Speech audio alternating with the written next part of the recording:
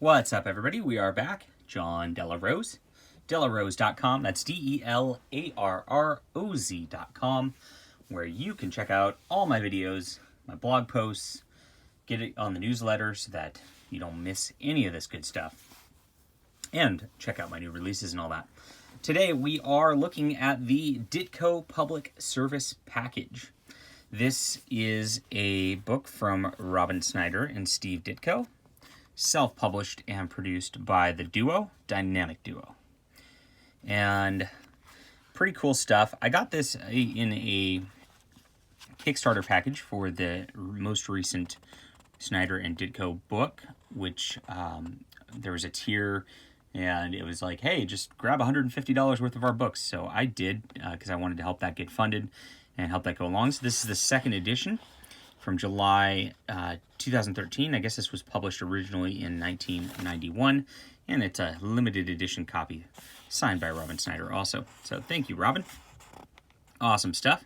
A nice little intro here, and then it just goes into the comic world, and this is Genius Comics, lots of little puns like that in here. And Ditko uses an abstract sort of way of talking about the industry as if it's like an actual news crisis, so as if comics are the discussion of the heated discussion of some sort of politics. And it works very well. It's very jarring, I have to tell you in advance. But you go into here, here's the representation of the publisher. He's a fat cat with his little striped suit, all about the money, right? And here's our editor. The editor is a grumpy person who, is overloaded and just looking at too many things. The artist is a robot with a ink arm, basically, and then the writer is a jumbled mess of words. So just a scathing look at every aspect of the comic industry as they go into this. There's representations of the idea. There's all sorts of stuff in here that's really neat. And I really love the representation of the fanboy collector. He's got two faces to him, one of which is just like going absurd, and then one of them puts on this sort of phony look, which he's just kind of a smiling guy. Oh boy, no kidding. Collector, a brand new original reprint. Oh boy. And it just goes over that. I do videos on this all the time, talking about how people are just into the number ones and the variant covers and the problems with the comic industry really revolving around the people who collect comics, and very few care about the actual content of the comics or the stories themselves. And this is, again, Ditko going into a scathing mention of this also. I got 30 copies. He was a stupid character, dumb story, crummy editing, idiotic powers, hack writing, amateur artwork, crude inking, lousy lettering, dull coloring, but a new reprint. Oh boy. And that's it. And that is this dials into that whole comic collector and why the industry is such a mess, because you can't have people who are reacting like this to every stupid thing that comes out of publishers and not caring about stories. So it goes on along these lines for a long time. There's lots of criticisms of the way that comics are done now. Very abstract stuff. And I actually saw a review of this. He another fun thing, which is funny because this is a review of this book, is Ditko goes off on critics also, and how critics are just really uninformed and useless, etc. And I agree. I watch there's a lot of YouTube channels out there that are dedicated towards just grabbing a comic just to pan it for the sake of it, and just to kind of show how superior they are. And that's touched in here. There's a character who talks about how he's never satisfied, always, because I'm so superior to everybody, and I have to show everybody why I'm superior to everybody. And those comic reviewers are very often like that. Gosh, I wish people would stop watching them. I really would. Oh well, but that's another thing. It's sad. But Ditko understood it, and this is ahead of his time. I mean, this is before there was YouTube and all that. And it's really only the comic industry and all of its woes that Ditko touches upon have really gotten worse from here. Funny again, I read a review of this, and it gave a 1-star panned this, and you can see Ditko's art. Like, I mean, it is off the wall. It is very creative. Some of the panels look very simplistic, but at the same time, I mean, like, look at this drawing. I mean, this is not your realism here. Look at this representation of a comic page, like, brought to life, and this artist robot dude. I mean, it's just like, this is crazy stuff that is off the wall, unique, very, look at this drawing right here. Unbelievable. I mean, there's very few people who can come up with something like this. Most comic artists are just draftsmen who are just copying somebody else's character, like Ditko's characters, for example. And just showing art like this shows his depth and how he can pretty much just draw whatever he wants and come up with something, abstract out of his head that is unparalleled. And this is why I spend so much time going over Ditko's stuff. But somebody mentioned this in a review negatively. They said, "Oh, this is abstract. I really wanted a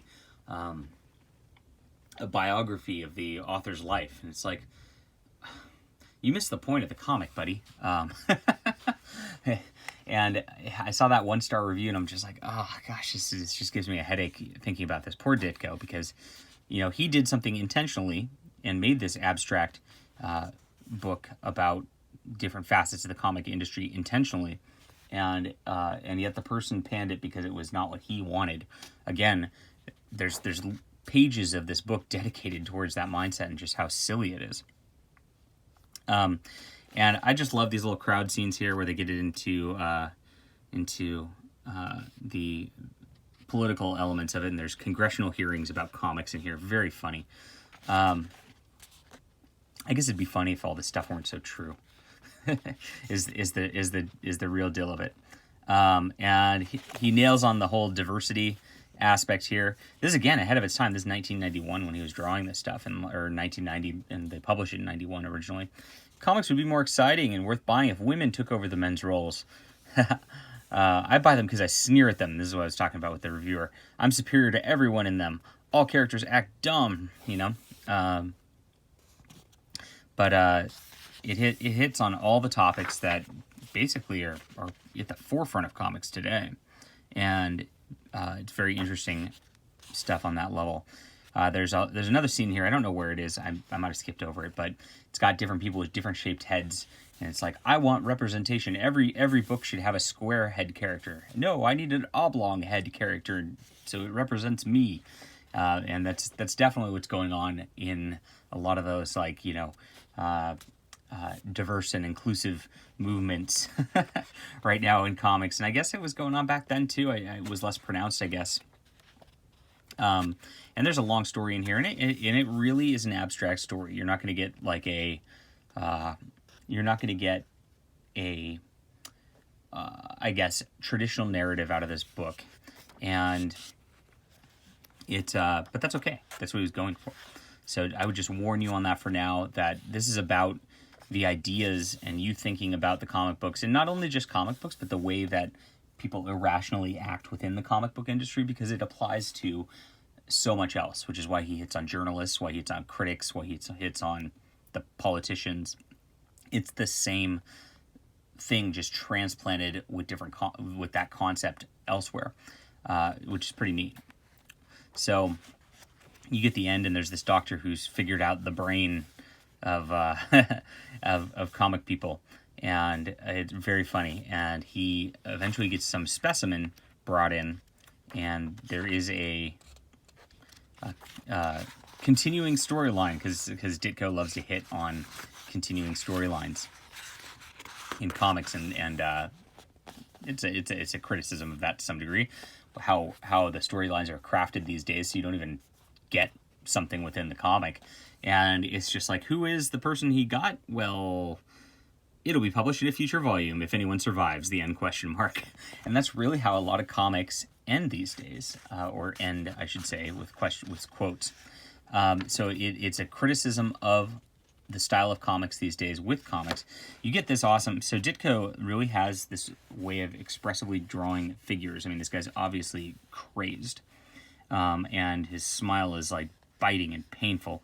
And Ditko's characters have these pained look in their eyes that no other artist can even come. I don't know how he creates this like emotional imagery, but I've never seen anything like it from anybody else. And it's here.